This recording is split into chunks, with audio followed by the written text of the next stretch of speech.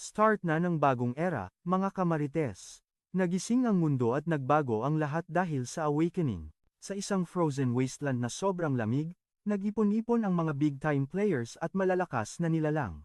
Ang target nila, ang Death Den, isang top-tier S-rank dungeon na bahay ng isang ancient entity.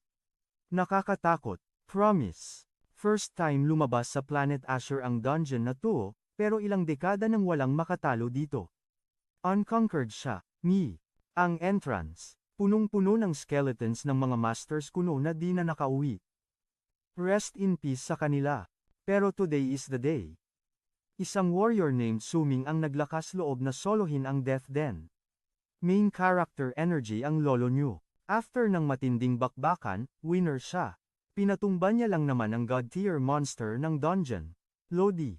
Pero paglabas niya, imbes na palakpakan at flowers, iba ang sumalubong sa kanya kahit exhausted na siya. Ambush malala, pinalibutan siya ng mga dati niyang katropa. Mga ahas pala ang mga beshay na to. Sabi nung isa, wag na daw pumalag si Suming at ibigay na ang divine artifact. Kapal ng mukha, di ba? Isang epal naman ang nag-declare na tapos na ang maliligayang araw ng ating bida. Tinawag pa siyang hero of humanity with heavy sarcasm, sabay promise na quick death daw kung susuko. Wow ha! Si Suming, na umaapaw pa ang energy at kuryente sa katawan, nagets agad ang galawan nila. Alam na this. Na-realize niyang hinintay lang pala nilang maklear niya ang dungeon para nakawin ang loot. Mga campers, napaisip tuloy siya, ito na ba talaga ang plano ng mga Judas since day one? Scam. Mula sa grupo ng mga trader, humakbang ang blondie na si Jing Tang. Nilabas ang sword na may pa-blue lightning effect. Feeling anime protagonist ang peg. Hinarap niya ang former bestie niya, demanding na ibigay na ang divine artifact or else. Dinamay pa ang friendship card. Spare daw ang life ni Suming kapalit ng item, di nga. Nakasmirk pa ang loko, kayang-kaya daw niyang durugin ang natitirang lakas ni Suming. Yabang. Hawak ang kanyang blazing red sword, nagsisi si Suming sa pagiging bulag niya sa katotohanan. Tinuring niyang kapatid ang mga lokong to simula pagkabata. Solid ang samahan dati, anyari. Ilang taon silang magkasama sa laban, di niya inakalang toxic pala sila inside. Fake friends alert. Punong-puno ng pait dahil sa betrayal, nag-decide siya, walang susuko. Lalaban tayo hanggang dulo. Itinaas niya ang weapon at boom. Massive eruption ng red at purple energy mula sa artifact. Sabog kung sabog, nakatayo pa rin si Suming with intense aura, ready makipagbardagulan. Hinamon niya ang mga ahas. Kung gusto daw nila ang Ring of Dao, pues, subukan nilang kunin. Pero sure siya na walang may kaya sa kanila. Walklings. Nashook ang mga former allies niya sa lakas ng energy. Napatulala sila, bes. Nainip ang isang alagad ni Jing Tang, Gora na, tapusin na natin to bilis. Sabi niya. Pero pumigil si Jing Tang, chill lang kayo. Delikado yan habang hawak niya ang artifact. Habang tense ang lahat, biglang may bumabang anghel mula sa langit, tinatawag ang pangalan niya. Nagulat si Suming nung makita ang pink-haired waifu na si Xiaoman na lumilipad palapit. Niyakap siya nito ng mahigpit. Sweet naman. Sana all may jawa. Nag-explain si ate girl, narinig daw niyang may nagpaplano laban kay Suming kaya nag-worry siya. Nagpaka-hero naman si Suming. Don't worry babe, sisiw lang sila sa akin, pagpapakalma niya. Pero napaisip siya, paano siya nag-track ng mga kalaban ng ganun ka-accurate? Something is fishy. Habang nag-iisip siya, ngumisi ng nakakaloko si Jing Tang. Alam na ang bigla na lang, aray. May naramdaman siyang matalim na sakit na tumusok sa likod niya. Sinaksak pala siya ni Xiaoman.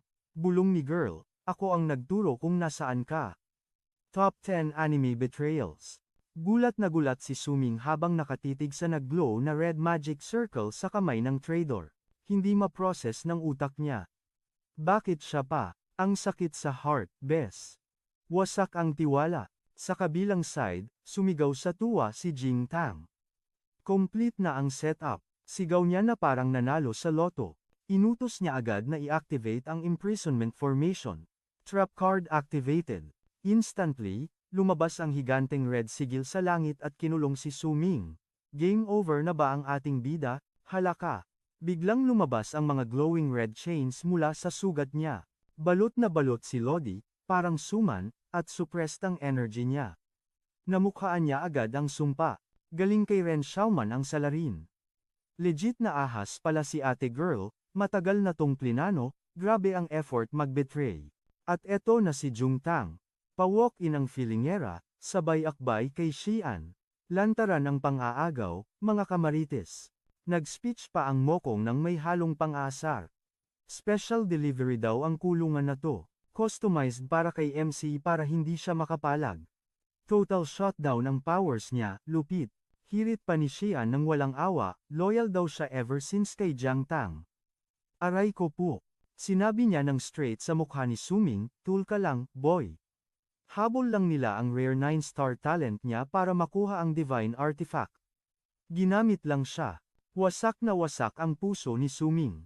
Grabe ang betrayal, tagos hanggang buto. Napaluhod na lang siya at humiyaw sa galit. Ramdam niyo ba ang sakit hanggang dyan sa screen? Tali na si Suming. Kaya nagutos na si Jong Tang. Tigukin niyo na yan at kunin ang artifact. Walang time mag-inarte. Sugod ang mga goons, ready na ang finishing blow. Pero, teka lang biglang yumanig ang lupa. Plot twist malala. Isang dambuhalang kamay ng kalansay ang lumitaw from the underground. Nakakakilabot, at may kasama pang army ng mga skeletal warriors. Hinarang nila ang mga kalaban at pinrotektahan si Suming. Resback reveal. Napanganga si Suming. Sino ba tong savior na biglang dumating? Shocked ang lolo nyo. Ang rescuer? Isang chicks na may light purple hair at naka-hooded cloak. Lakas ng dating. Kilala niya to. Si Jiao, ang astig na necromancer. Lumapag siya sa gitna, hawak ang powerful staff niya. Sigaw niya kay Suming, huwag kang susuko, bes. Desidido siyang pigilan ang mga villains na makuha ang artifact. Natawa lang si Jiang Tong. Ano na naman to? Ang peg niya, Deadmatology. Deadma sa arrival ni ate. Ang tingin niya kay Jiao, isa lang ekstrang mamamatay today. Nagyabang pa ang Mokong. Kahit sinong Great Emperor pa raw, di na maililigtas si Suming dahil sa dami ng backup niya, at nag-umpisa na ang rambulan. Goons vs Undead Summons, bakbakan na to. Beast mode na si Jiang Tong. Dumiretso ng sugod kay Jiao. Mamamatay lahat ng haharang, ang drama niya. Habang lumalaban si Jiao, may sumigaw na watch out. Scam pala yun. Isang malupit na budol. Distraction lang pala. Napalingon si ate girl. At huli na ang lahat nasa harap na niya si Jong Tong. Buong lakas niyang hinampas ang weapon niyang may kidlat. Electric shock malala, sabi pa niya, sorry classmate, trabaho lang. Ang kapal ng mukha. Si Suming, walang magawa kundi manood. Sigaw na lang siya ng pangalan ni Jiao habang tinatamaan ito, sakit sa bangs. Bagsak na si Jiao. Nakita ni Jong Tong ang golden opportunity, GG na ba? Binalikan niya si Suming. Wag mo na intindihin yan, ikaw naman ang tatapusin ko, grabe ang thrill. Walang pasubali, ibinaon niya ang glowing blue blade sa dibdib ni Suming, critical hit. Bulong pa niya, may special offer daw. Ibigay ang artifact at baka lang naman, buhayin pa niya si Suming. Utot mo, pero hindi papabudol si Suming. May huling alas pa siya. Handa na ba kayo? Hinawakan niya ang chains kahit duguan na ang bibig. Ang tingin niya sa mga traitor. Pure hatred, mga bes. Nanlilisik ang mata. Mga halimaw kayo. Sigaw niya, sabay labas ng nakakatakot na red and black aura, nag-iipon na siya ng energy. Ito na ang final gamble. Gagamit si Suming ng self-destructive ability. Damay-damay na to. Gautier technique, annihilation burst. Boom. Isang napakalakas na pagsabog ang yumanig sa lahat. Napilitang umatras sila Jong Tang at Ren Xiaoman sa takot, panik sila pagkatapos ng pagsabog. Naging tahimik ang battlefield. Nakakabingi ang silence. Si Suming, hirap na, pero inabot pa rin niya ang kamay niya at binulong ang pangalan ni Jiao, Aroy, my heart. Gumapang siya papunta sa kanya at niyakap ito. Puno ng pagsisisi si kuya, bakit ka pa dumating? Ang dami kong pagkukulang sa'yo. Iyak tawa na lang tayo sa sakit. Si Jiao naman, kahit hirap na, kalmado pa rin ang mukha at may ngiti pa. Ngumiti siya at hinaplos ang mukha ni Suming. Kung ito na ang huli, at least magkasama tayong mawawala? Grabe, mapapamura ka sa feels. Habang nauubos ang buhay ni Suming, nakahanap siya ng huling lakas. Last push na to. Lumabas ang espada niya at ibinaon ito sa lupa. Isang matinding marka bago magpaalam. Isang matinding deklarasyon ng giyera laban sa mga ahas niyang kaaway. Habang yakap ng mahigpit ang bangkay ni Gi, nanumpa si Suming, ang legendary God Slayer, ng isang madugong pangako. Isinigaw niya sa langit, na kapag nabuhay siyang muli, huuntingin niya sina Ren Xiaoman at Jiang Tang para pagpira-pirasuuhin. Napangangan na lang ang mga trader sa malayo. Shook at litong-lito sa mga ganap. Biglang nanlaki ang mata ni Jiang Tang, nagets niya agad ang maitim at desperadong plano ni Suming. Balak niyang itangay ang divine artifact kasama sa sarili niyang kamatayan. Ihahatak niya ito sa impyerno ng Death Den para hindi na nila mapakinabangan forever. Matapos ang huling sumpa, hinamon ni Suming ang mga mokong, kung gusto niyo ang artifact, sundan niyo ako sa hukay. Sabay talon sa bangin habang yakap si Giyaw, diretso sa magulong enerhiya sa ibaba. Sa kanyang kamay, ang makapangyarihang Ring of Tao, ay kuminang ng nakakabulag na gintong liwanag ng paghihiganti.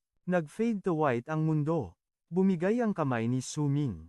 Parang tuluyan na siyang nategi. Pero teka lang. Bumalik ang diwa niya, at hindi siya nasa impyerno, kundi nakatingala sa asul na langit at sa pamilyar na building ng eskwelahan. Tuliro, lalo siyang na-confuse nung may narinig siyang boses sa mic. In-announce ang resulta ng 127th Awakening Ceremony sa Xuanjing First Academy. Isang Wongchang ang nag-awaken, pero enchanter lang ang class pang lifestyle, hindi pang bakbakan. Si Suming, na ngayon ay isang totoy na estudyante, ay nakatayo sa gitna ng mga bagets. Narinig niya ang mga marites na malas daw ang school taon na to. Parang kidlat na tumama sa kanya ang salitang awakening ceremony. Nanindig ang balahibo niya sa shock confirmed, nag-time travel ang lolo niyo. 18 years old na naman siya sa mismong araw ng kanyang awakening. Habang nakatunganga sa crowd, ang kanyang mga alaala sa araw na to ay bumalik ng naka 4K resolution. Namukaan niya si Wang Chang, na tandang-tanda niyang tinatawag na Fatty. Naalala niyang naging enchanter din si Fatty sa past life niya, hindi to panaginip, real na real to. Para i-test ang memory niya, hinulaan niya ang mga susunod na sasalang. Alam na niyang magiging 2-star warrior si Li Songyang, Bokya si Chen Yu, at battle mage naman si Song Li. Ang mga kaganapan ay nangyari exactly sa inispoil ng utak niya. Nagdiwang si Li Songyang bilang warrior, sumunod si Qian Yu nang umawa sa sobrang disappointment. Dahil failed ang awakening niya, at syempre, naging battle mage si Song Li. Dahil swak na swak ang lahat sa alaala niya, burado na ang duda ni Suming. Isang makahulugang ngiti ang gumuhit sa mukha niya, tanggap na niyang reborn na siya. Pero biglang nagdilim ang mukha niya sa galit nang maalala ang katrayduran ni Jiang Tang at Ren Xiaoman. Pakiramdam niya, ang second chance na to ay bigay ng langit para baguhin ang nakaraan at maghiganti ng malala. Naputol ang emote niya nang biglang mag-gasp ang buong crowd. Sa stage, ang batang version ni Jiang Tang ay nag-awaken na may bonggang purple aura. Hype na in-announce na-unlock ni Jiang Tang ang rare hidden class na Demon Puppet Warrior na may 8-star attribute. Nagwala sa ingay at excitement ang mga estudyante, dahil expected na raw ang ganoong power sa young master ng sikat na Jiang family. Rinig ito, tinitigan lang ni Suming ang future na kaaway niya ng matinding puot. Habang nagbubunyi ang announcer sa biglang may kumalabit sa balikat ng ating bagong school genius na si Suming. Paglingon niya, para siyang nakakita ng multo ng bumungad ang buhay na si Giyaw. Sabi ni ate girl, kanina pa raw siya naghahanap. Sa sobrang gulat ng mukha ni Suming, nagtaka tuloy ito kung may problema ba. Mabilis na kumalma ang ating Lodi at nag-poker face, sabay sabing gusto lang daw niyang mag-congratulate in advance. Napaha. Hakdog naman si Giyaw at naguluhan kung para saan ang congratulatory message na yon. Bigla kasing nag-flashback sa utak ni Suming ang tragic scene kung saan namatay ang dalaga sa mga bisig niya noon. Pero napalitan ang lungkot ng isang napakatamis at makahulugang ngiti sa kanyang labi. Sinabi niya na wala lang to at magegets din daw ni Giyaw ang lahat maya-maya.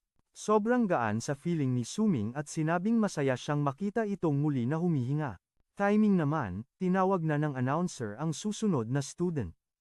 Medyo nagulat si Giyaw pero rampa agad siya papuntang stage.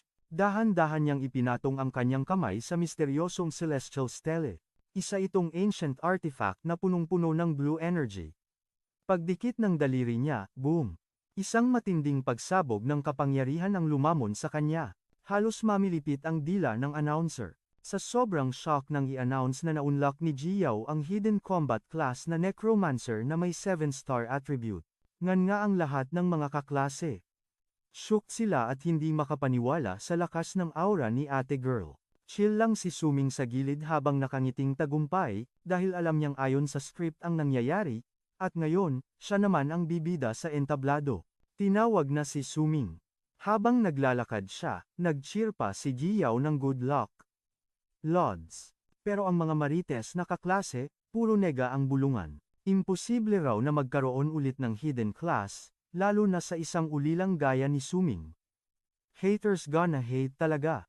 Teka, pause muna tayo para sa kaunting world building context mga kalods. Welcome sa Planet Azure ng Dragon Nation, kung saan ang mga awakened ang mga tunay na boss at hari ng mundo. Simula nung nagkaroon ng The Awakening ilang dekada na ang nakalilipas. Required na ang lahat ng 18 anyos na sumalang sa seremonya para magka-powers at maging awakened. Iba ang level ng mga taong to. Kaya nilang baluktutin ang realidad at humakot ng sandamakmak na kayamanan. Pero teka, walang libre sa mundo dahil may kapalit ang kapangyarihang ito. Kailangan nilang humarap sa endless challenges, makipagbugbugan sa mga halimaw, at i-raid ang mga nakakatakot na dungeons. Habang papalapit si Suming sa Celestial Stele, nag-imo muna siya at binalikan ang mapait niyang nakaraan. Bilang isang ulila, puro asa lang siya sa scholarship at ayuda ng gobyerno noon. Hirap ng buhay, bes. Pero sa dati niyang buhay noong unang awakening niya, sinuwerte ang lolo niyo at pinagpala ng langit. Bumaba ang himala at nakuha niya ang rare 9-star attribute at ang legendary class na God Slayer. Malupitan. Ngayon, sa kanyang second chance. Sa buhay, desidido siyang baguhin ang takbo ng tadhana. Not today, Satan. Inabot niya ang kamay sa artifact sabay sumpa, ngayon, makikilala niyo kung sino talaga ako. At boom, sabog ang purple at pink energy. Nagkaroon ng matinding light show sa kalangitan na parang piyesta. Nalaglag ang panga ng announcer, iniisip niya kung hudyat ba ito ng paglabas ng genius na may 9-star attribute o baka mas mataas pa. Tulala si Giyaw at ang buong student body. Wala silang masabi sa nakikita nila.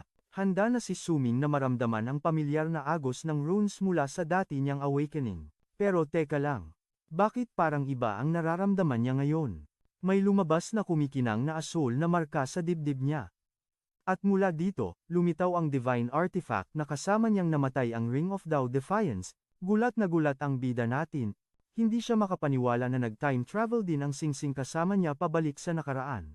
Hindi pa nga siya nakaka-recover, may panibagong pasabog na naman na nangyari, abangan. Biglang may gumapang na kuryente sa katawan niya, at boom! Nag-pop up ang legendary holographic screen. May system notification na nag-announce successfully bound na daw sa kanya ang Ultimate God Slayer system. Congratulations daw dahil successful ang awakening, at may bago siyang class na inassign. Pero teka, plot twist malala. Hindi yung dati niyang class ang ibinigay, kundi isang bagay na mas malupit pa ang mythic class na tinatawag na Sword God. Na nga si Suming sa gulat. Napapatanong kung totoo ba ang mythic class at ang napakalakas na title na nakuha niya. At bigla, bumuhos ang nakakabulag at napakalakas na pulang enerhiya. Mula sa awakening ni Suming, napatigil ang mundo ng lahat, speechless ang buong sambayanan. Pati yung announcer, shook to the bones. Nagtataka kung anong klaseng class ang kayang gumawa ng ganitong phenomenon. Nagkagulo na ang mga marites sa crowd. Sabi ng isa, kung non-combat class yan, naku po, GG na si Suming. Pero umepal agad si Jungtang at sinabing malabong mangyari yon. Dahil sa tindi ng vision na to, imposibleng lifestyle class lang ang nakuha niya. Pero habang nanunood, tumagaktak ang pawis niya sa sobrang pressure ng aura ni Suming, parang naglu siya sa kinatatayuan. Samantala, chill lang na nakatayo si Suming sa gitna ng energy storm, habang pinoprocess ang info mula sa golden panel sa harap niya. Confirm na confirm. Sword God ang class niya, ibang-iba sa God Slayer class ng past life niya.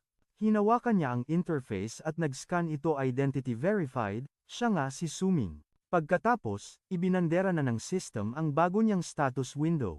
Class, Sword God. At meron pa siyang golden talent na kung tawagin ay Universal Ascension. Kayang mag-level up at mag-evolve ng kahit anong bagay. Natulala si Suming sa nabasa niya. Na-realize niyang ang golden talent ay mas mataas pa ang rango sa legendary 9-star class na nakuha niya dati. Isang mapagmalaking ngiti ang gumuhit sa mukha niya, alam niyang lampaso nito ang God's class. Sa sobrang excite makita ang abilities, binuksan niya agad ang skill interface. Pero yung excite, naging shock. Zero progress ang screen at nag-iisang mensahe lang ang nandun. No abilities awaken. Putek, nag-init ang ulo ni Suming. Hinablot niya ang holographic panel. Sigaw ng isip niya, paanong walang skill ang isang golden rank talent, is this a prank? Habang busy si Suming sa pagmamaktol, nag-start ng maging restless at confused ang mga tao sa paligid. Hindi na nakatiis ang announcer at tinanong na siya kung tapos na ba ang ritual. Nang gigil na tinitigan ni Suming ang walang kwentang interface. Di siya makapaniwala, God tier class tapos walang skills, tinutroll ba siya ng system? Biglang nagbago ang screen. Feedback received daw at itutuloy na ang guidance.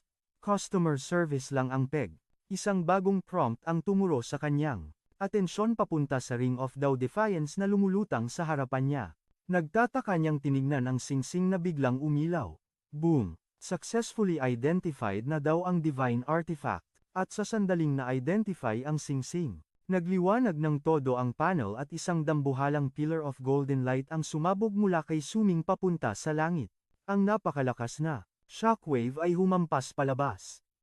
Napakapit ng mahigpit pati ang announcer na siya ring principal ng academy, doon sa taas ng celestial stele, isang dambuhala at umiilaw na multicolored star ang lumabas na may numerong 10 sa gitna. Nanlaki ang mata ng principal. Halos mautal siya sa gulat dahil kilalang-kilala niya ang simbolo ng 10-star innate attribute. Dumagundong ang boses niya sa microphone, at inanunsyo na na-awaken ni Suming ang 10-star hidden class ang Swordmaster. Shook ang sambayanan at nagkagulo ang crowd dahil sa heaven-defying talent na 10-star attribute. Pang top global lang ang ganitong level. Natulala na lang si Jongtong, at napaloading ang utak, habang may estudyanteng bumanat na akala niya, flex na ang 8-star awakening ni Jongtong, pero sorry na lang dahil nilabas ni Suming ang maxed out 10-star attribute. Abot tenga ang ngiti ng principal, jackpot ang academy ngayong taon. Hindi lang sila may multiple hidden classes, may heaven's chosen pa na 10-star ang talent. Inamin niyang kahit hindi top tier ang Swordmaster class, dahil sa 10-star innate talent ni Suming, limitless pa rin ang kanyang future potential. Bilang reward, inanunsyo ng principal na personal niyang reregaluhan si Suming ng full set ng cultivation aiding items. Sana all, di ba? Pero syempre, may mga nega. Kumalat ang chismis at disappointment. Tinawag ng iba na sayang ang talent, dahil ang Swordmaster ay isang bottom tier class lang. Isa lang daw itong mediocre jack of all trades. Pipilitin kang mag-train sa ranged at close combat, hati pa ang focus sa physical at magical attacks. Textbook underpowered class talaga. Tawang-tawa. Ang ibang estudyante sa kamalas-malasan niya. Imagine, 10-star talent ka nga, pero napunta ka naman sa napaka-lame na class. Saklap. May ilang nagtanggol, baka daw sa hard work lang yan. Magiging reliable damage dealer din ang Swordmaster. At sa talent ni Suming, kayang-kaya niyang buhatin to, pero binara sila ng mga sinik. Doble daw ang effort para sa same results, at swerte na lang kung makaklear siya ng beginner dungeon. Awit sa grind. Sa ibabaw ng stage, rinig na rinig ni Suming ang mga pangmamaliit nila. Lumingon siya ng bahagya, matay puno ng anino. Iniisip kung paano nila itinuring na basura ang kanyang Swordmaster class. Habang nagbubulungan ang crowd, tumakbo si Gi palapit kay Suming. With a bright smile, kinongratulate niya ang ating bida. Chill lang na sumagot si Suming. Sabi ni Ji Yao, deadmahin ang mga nega dahil incredible ang pag-awaken ng 10-star talent. Inamin niyang baka mahina ang Swordmaster class sa early game, pero sure siyang with his talent, manilang yan. Nginitian siya ni Suming at nagpasalamat.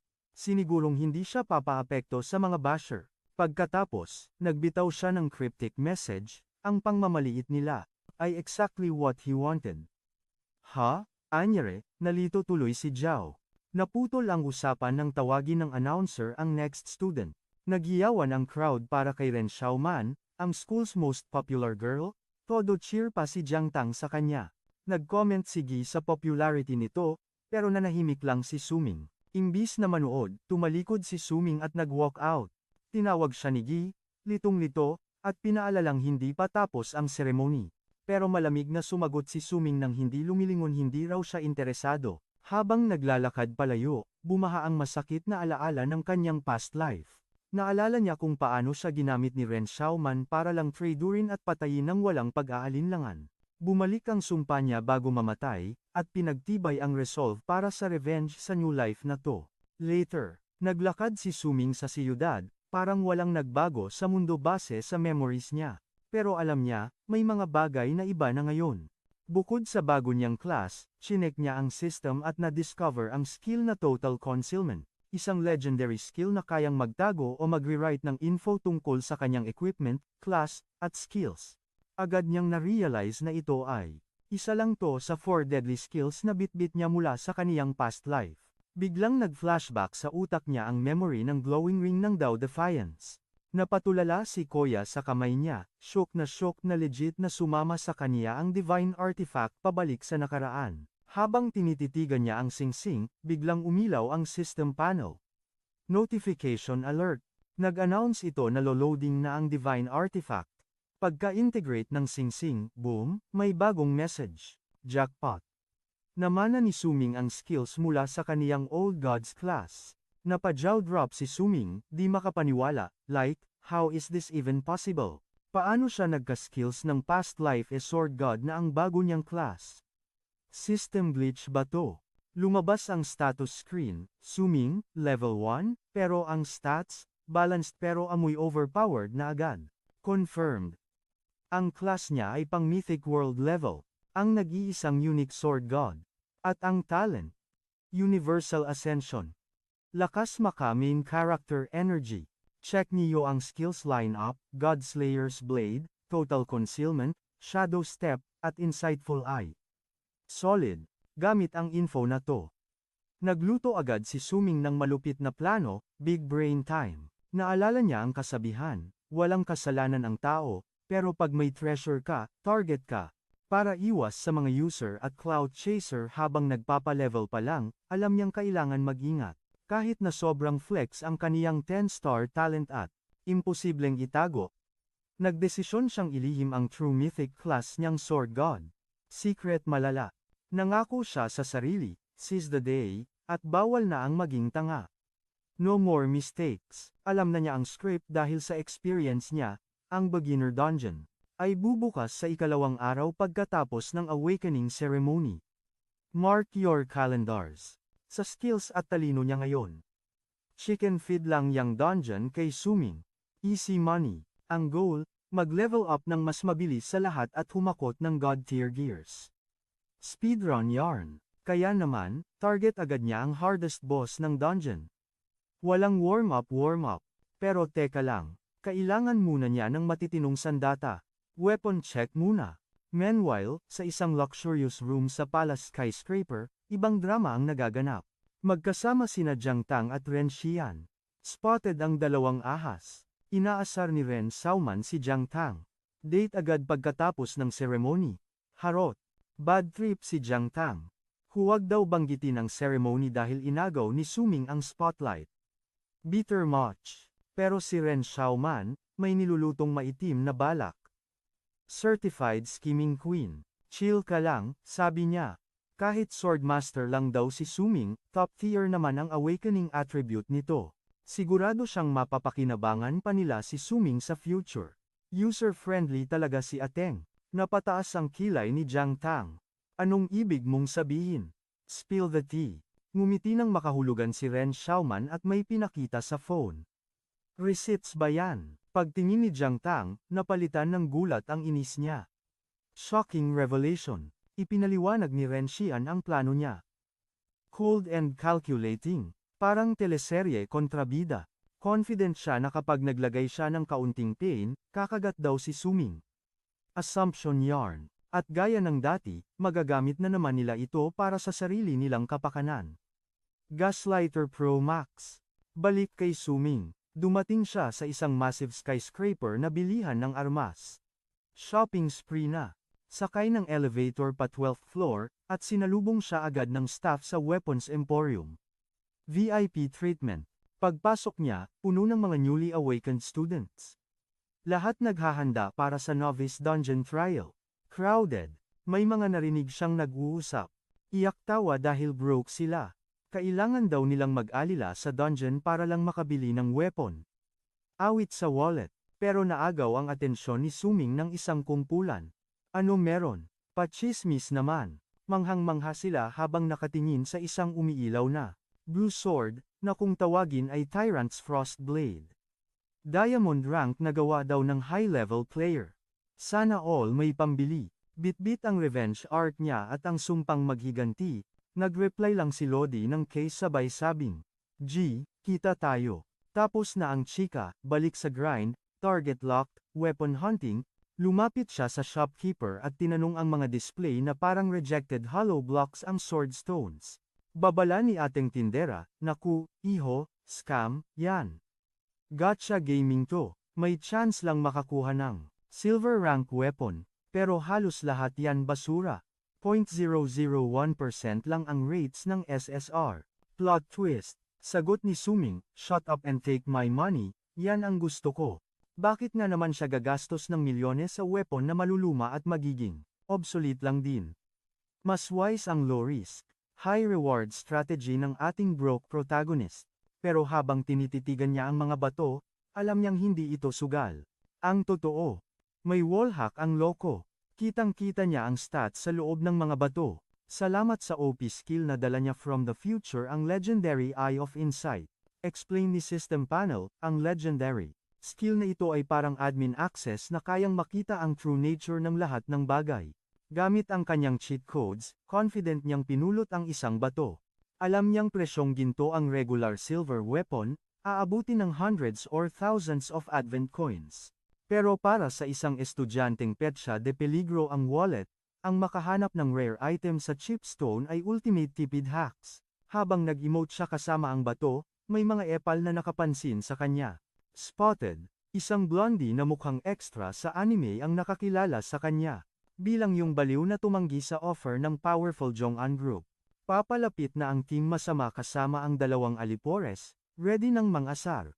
Hagalpak si Blondie, yak, thrash loot. Tawang-tawa sila dahil tinanggihan daw ni Suming ang Sugar Daddy Corporation para lang maggatcha sa basura. Tawag nila kay Suming ay Bobo Gaming. Pero si Lodi, chill lang, unbothered king. Kilala niya to, si Yang Ding, ang certified rich kid na papansin mula sa past life niya na trip mangbuli ng mga weaklings. Dahil bad trip ang vibes, naisipan ni Suming na paglaruan ang mga mokong. It's prank time. Humarap siya ng kalmado kay Yang Ding sabay hamon, pustahan tayo, 5,000 advent coins. Kapag nakakuha ako ng silver rank weapon sa batong to, iyak ka. Silence. Tapos sabog ang tawa ng barkada. Lu, hibang. Tingin nila kay Suming ay baliw na. Pang-aasar ni Yang Ding, hoy, 99.99% na basura yan. First time akong nakakita ng taong atat na atat. Magsunog ng pera. Sagot lang ni Suming na may halong angas, malalaman natin mamaya kung sino ang clown. Deal, sigaw ni Yang Ding. Agad nagkumpulan ang mga marites at usisero sa paligid. Hamon ni Suming, bubuksan ko na to ngayon din. Walang bawian ha, no backsis.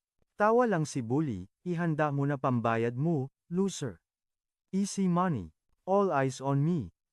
Inactivate ni Suming ang kanyang Eye of Insight. Zoom in. Nagbago ang paningin niya at kitang-kita ang nagbabagang espada sa loob ng bato. With a confident shout boom. Binasag niya ang bato. Isang nakakabulag na pulang liwanag ang sumabog, at mula sa usok, lumipad ang isang malupit na espada. Nakanganga si Yang Ding, ang tropa niya, at pati na ang buong barangay. Anyare. Habang si Suming, cool na sinalo ang weapon. S-game. Nag-pop up ang system notification. Item unlocked, Black Iron Crimson Sword. Isang low-grade silver weapon, na may special skill, Crimson Drinker. Lifesteal Yarn. Higop dugo para sa healing. GG na ang mga kalaban. Biglang nag-flashback ang isang masakit na alaala mula sa kanyang nakaraang buhay. Ang sandali ng kanyang kamatayan, habang hawak ang naghihingalong si Jiao at si Ren Xian, nakatingin lang, walang kiber at walang konsensya. Shock at galit na galit si Ren Xian sa mga nangyayari. Demanding ang lola nyo. Tinanong kung ano bang pinagsasasabi ni Su Ming, sabay priminda na kaka-accept lang niya sa confession nito. Todo pakita pa ng resibo sa phone yung message history kung saan nag-confess daw si MC at niyaya siyang lumabas. Sigaw niya with frustration. Ikaw kaya tong atat na maging jowa ako. Di ma-process ng brain cells niya kung bakit bigla siyang inaway at sinasaktan ngayon. Pero si Su Ming, chill lang. Nakatayo, poker face, sabay bitaw ng isang malupit at cold na smirk. Sinabi niya, tama ka naman sa confession. Pero sa past life pa yon. Bumalik ang diwa ni Su Ming sa nakaraan, nire-replay ang mapait na love story nila. Naalala niya ito bilang ang It Girl, ang pinakasikat na diyosa sa buong school. Habang siya, isang hamak na ulilang ligaw. Tandang-tanda niya ang araw pagkatapos ng First Awakening Ceremony. Noong down na down siya, lumapit si ate mo girl na may pa-angelic smile at nagtanong kung okay lang ba siya.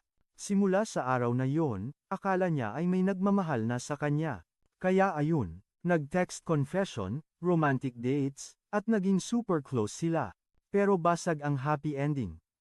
Dahil sa isang litrato kasama si Jiang Tang ang ebidensya ng malalang panloloko at betrayal. Balik sa kasalukuyan, real talk na. Namuo ang matinding galit sa mukha ni Su Ming at sumigaw, puro kasinungalingan lang ang lahat. Binuking niya ito ng malala. Alam na niya ang baho nila ni Jiang Tang at na ginagamit lang siya nito para sa pansariling interes. Si Ren Xian naman ay shook to the bones. Utal-utal pa siyang nag-deny. Ano bang pinagsasasabi mo? Baliw ka na ba? Pero walang preno si Su Ming, tuloy-tuloy ang resibo. Alam mo ang totoo, banat niya. Yang image mong painosente at maganda. Fake news yan. Isang malaking scam. Lumapit siya, at bulong na puno ng lason, ang totoo. Isa kang makapal at walang hiyang tao. Vanity lang ang alam mo. Dahil dito, ang maskara ni Ren Xia ay tuluyan ng nabasag. Lumabas ang tunay na kulay, mukhang demonyo sa galit habang dinadrop ang kanyang act. Tumili siya, ano bang alam mo ha? Isa ka lang namang walang kwentang ulila. Dinura niya ang totoo, kung wala kang talent, asa kang kakausapin kita. Pasalamat ka nga pinapansin kita Sabay banta ng malupit. Sa kanya, sigaw niya na hindi sila papayag ni Jiang Tang na ganyanin lang siya, lagot daw si Su Ming sa kanila. Pero tinawanan lang siya ni Su Ming. Isang mapang-asar na ngisi ang ganti ng ating bida. Edigo, dalhin mo sila dito. Hamon niya. Pero mag-alala ka muna sa pure image mo pag kumalat to. Cancelled ka panigurado. Huling banat na yon ang nagpasabog sa kanya. Triggered si ate mo girl. Sa sobrang gigil, dinampot niya ang espada na iniwan ni Su Ming at hinampas ito sa kanya. Patayan na to. Habang papalapit ang talim, naisip ni Su Ming. Ganyang-ganyan ka rin noong past life. Walang pinagbago. Pero ibahin mo ngayon, handa na ang lolo nyo. Bago pa tumama, sumabog ang pulang enerhiya mula sa espada. Napatigil sa ere ang atake, at nanga si Ren Xian sa gulat. Basang-basa na kita, paliwanag ni Su Ming. Alam na niyang trader ito at mahilig manaksak patalikod, kaya naghanda siya. Ting. System alert. Activated na ang Crimson Drinker ability ng weapon niya. Gumapang ang pulang enerhiya mula sa talim at tila ahas na pumulupot kay Ren Xian. Ito ang patibong. Sa oras na tinarget siya ng skill, game over na ang kapalaran niya. Biglang sumugod ang enerhiya at sapul sa mukha si ate girl. Hiyaw siya ng todong sakit. Ang mukha ko. Sira na ang mukha ko. Waa. Bagsak sa lupa si ate girl. Pero deadma si Su Ming at sinabing, deserve mo yan, kasalanan mo to. Sasabihin na sana niyang ito na. Ang simula ng kanyang villain arc, pero sumigaw si X, isusumbong kita kay Jiang Tang. Ipapatumba ka niya. Walang karera reaksyon si Su Ming, parang nag-unsubscribe lang. Nag-glitch ang sword niya at biglang nag-log out pabalik sa inventory. Tinalikuran niya ito sabay hirit ng, pakisabi sa Jiang Tangmu, mag-set siya ng date, hihintayin ko siya. Ang strike na yon, yun na ang official breakup fee niya. Iniwan niya itong ngumunguingoy, habang iniisip na ang espada na yon ang pumutol sa kahibangan niya sa pag-ibig. Maya-maya, tumunog ang notification bell ng phone niya. Hala, may paayuda galing sa academy. PM ito ni Principal Wang. Congrats Lod sa awakening. Sabay abot ng starter pack para sa dungeon raid. Ang laman ng package. Isang fortification peel, combat gear set, at 10,000 advent coins. Sana all yamanin. Kinabukasan, 6 a.m. sharp. Hawak na ni Suming ang magic peel ni Principal. Thankful naman siya, pero feeling niya charity case lang to kasi. Weak daw ang sword master class. Sayang daw kasi ang 10-star talent kung swordmaster lang ang bagsak. Sus, wait lang kayo. Nilunok niya ang peel at, yuck. Lasang expired na gamot na hinaluan ng lupa. Pero biglang boom, golden aura ang bumalot sa kanya. Shook siya sa system notification. Instant plus 10 sa constitution at 100 experience points agad. Level up to level 2 real quick. May free 10 attribute points pa. Hacker yarn. Nag-refresh ang status screen at hole up. May bagong talent unlock. Innate sword body, ibig sabihin, may built-in sword na naka-install sa puso niya. Kahit anong sword skill, kaya niyang matutunan. Walang restrictions, bawal ang bawal. Napangisi si Suming. Iba talaga kapag 10-star talent, lakas ng cheat code. Level up lang ang katapat, instant skill learning na agad. Confidence level, 100%. Humanda ang novice dungeon, ipapakita niya kung sino ang boss. Pagdating sa First Academy Novice Dungeon, grabe ang crowd. Parang concert sa dami ng estudyante sa plaza. At heto na ang mga cloud chasers. Yung mga nambubuli sa kanya noon. Biglang bait-baitan ngayon. Uy, pa-join naman. Sip-sip much. Kesyo 10-star talent daw siya at easy lang ang dungeon. Nako, plastic. Nag-offer pa sila ng support roles daw. Pero ang totoo, gusto lang nilang magpabuhat sa ranking. Mga pabuhat gaming, nasuka si Suming sa kaplastikan nila. Kahapon lang, nilalait siya, tapos ngayon, bestie na. Kaya naman, prangkahan na, ekis kayo sakin. Sorry not sorry, may team na ako. Narinig yun ni Ji Yao. Nagpanik si ate girl at tumakbo palapit. Ha, may team ka na. Nag-effort pa man din siyang gumising ng maaga para mauna sa pila at yayain siya. Nabigla si Suming. Pero pinaliwanag niya iba ang misyon niya, at ayaw niyang madamay si Ji Yao. Lumapit siya at bumulong ng isang malupit na sikreto. Ang plano niya. Solo leveling ang peg, walang party-party. Habang naglo-load pa sa utak ni Ji Yao ang info, biglang may epal na blue-haired guy. Si Yans daw siya, 9-star demon hunter. Confident yarn. Inimbita niya si Suming sa team. Kilala siya ni Suming galing sa past life niya. Kaya walang kaabog-abog rejected agad. Pass ako sayo, pre. Bago pa makapilit si Yans, humarang na si Ji Yao para rumesbak. Biglang inakbayan ni Ji si Suming sabay sigaw na taken na to, wag nyo nang landiin, para manahimik ang mga epal. Napahiya ang mga students pati si Yans, kaya nagsorry na lang sila sabay walk out na parang mga talunan. Pagkaalis ng mga chismosa, napatingin si Suming kay Ginang may gratitude, ramdam niya ang sana all energy sa pagiging reliable nito. Habang katabi si Ji Yao, pasimple niyang tinignan ang orasan, alam niyang malapit nang magsimula ang main event. Sakto sa timing. Isang dambuhalang blue portal ang biglang nag-spawn at umikot ng bonggang-bongga. At isang boses ang nag-announce na officially open na ang 127th Novice Dungeon Challenge. Let the Hunger Games begin. Mula sa portal, lumabas ang hologram broadcast ni Principal Wang na akala mo'y live stream ng isang streamer. Mukhang bagong gising at sabog pa si Principal, nagsorry dahil na late ng gising bago in-explain ang rules ng mandatory one-day trial. Automatic na naka-register ang lahat ng students, at sa loob ng dungeon, makaka-earn sila ng points based sa kanilang contributions, parang graded recitation lang pero life and death. Todo advice siya na mag-form ng teams para tumaas ang survival rate at matapos ang challenge within the day. Bawal ang solo gaming. Habang dumadakdak si Principal, lumingon si Gi kay Suming pero laking gulat niya bigla na lang itong naglaho parang bula. Palingon-lingon siya sa paligid, super confused, at napapaisip kung saan nagsusuot ang kasama. Bago pa makareact ang kahit sino, officially declared open na ni Principal Wang ang dungeon.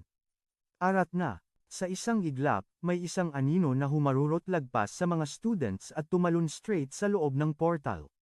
Flash yarn. Shocked ang lahat. Sigawan sila na may nauna na, at na-identify agad ang lone challenger bilang ang legendary 10-star student na si Suming. Pagkapasok sa dungeon, tinamaan agad si Suming ng matinding nostalgia. Throwback feels malala. Naalala niya noong first life niya, halo-halong kaba at excitement ang naramdaman niya. Biglang may nag-welcome na boses sa mga novices. Inexplain nito na ang dungeon ay lugar ng panganib at opportunity. Para makalabas, kailangan nilang talunin ang regular boss. Basic lang, di ba? Pero wait, there's more. Nag-hint din ito ng higher difficulty method para sa mas bonggang rewards. With a determined look at main character energy, idineklara ni Suming ang bago niyang goal. Sa life na to, pipiliin niya ang pinakamahirap na challenge at kakatayin ang ultimate hidden boss ng dungeon. Iba rin ang trip. Napadpad siya sa isang lush moonlit jungle na tinatawag ng system na Raging Tide Forest, isang level F zone. Aesthetic pero deadly. Agad niyang napansin na ang map para sa novice. Dungeon ay nagbabago every year. Ibang-iba ang location na to kumpara sa past life niya. RNG is real. Alam din niyang random ang spawn point para sa bawat challenger, kaya kailangan ng malupitang route planning on the spot. Ibig sabihin din nito, ang mga monsters na kanyang makakaharap ay iba-iba, adding another layer of surprise at unpredictability sa paligid. Pagkasimula pa lang ni Suming mag-explore, boom! Nakasalubong agad siya ng isang formidable foe, isang dambuhalang sentient tree monster na may ulo ng naglalagablab na apoy at nakakatakot na inukit na mukha. Night Fuel 2, Best. Alam niya mula sa past life na ang monster na to, kahit hindi gumagalaw, ay gagamit ng vines para hilahin ang targets papunta sa nag-aapoy nitong bunganga. Pero teka, hindi ang makipagbugbugan sa bawat monster ang goal niya ngayon. Sayang sa oras. Nakafocus lang ang mata niya sa prize ang legendary hidden boss, kaya nag-decide siya na iwasan muna ang mga ganitong epal na kalaban. Tumingin siya sa holographic map para i-plot ang kanyang course parang Waze lang. Naisip niya na kaya siya nag-rush pumasok una ay para bigyan ang sarili ng head start. Galawang pro player. Kailangan niyang i-scout ang bagong layout at hanapin ang mga items na required para i-summon ang hidden boss. Loot hunting na ito. Kahit nagbabago ang map taon-taon, alam niyang ang fundamental strategy para i-trigger ang boss fight ay same old pa rin. Kabisado niya na ang mechanics. Kailangan niyang kumilos ng mabilis bago pa dumagsa ang ibang students at maagawan siya sa mga necessary items. Bawal ang mabagal. Planado na ang lahat. Tumalon siya into action, nag-parkour sa dense forest na parang ninja. Maya-maya, bandang 7:30 ng umaga, may ibang group of students na pumasok sa dungeon. Isang babaeng may light blue hair at ang dalawa niyang teammates ang lumingon sa tahimik na clearing. Napansin nilang walang ibang kampante ang tropa, akala mo picnic lang ang ganap at safe na safe sila sa area. Pero basag ang chill vibes nang makarinig si ate girl ng kaluskos na gumimbal sa buong team. Pagtingala nila, shocked sila nang may bumagsak na student mula sa mga puno, crash landing ang peg. Si kuya na may dalang hammer, lumagapak sa harap nila at nagsisigaw ng tulong, parang mauubusan ng hininga. Natulala na lang ang bagong team, jaw drop malala nang makita ang dahilan ng habulan. Dalawang dambuhalang daga na may laser eyes. Mickey Mouse gone wrong ang itsura, mga lods. Dahil sa takot, nagpanik ang squad.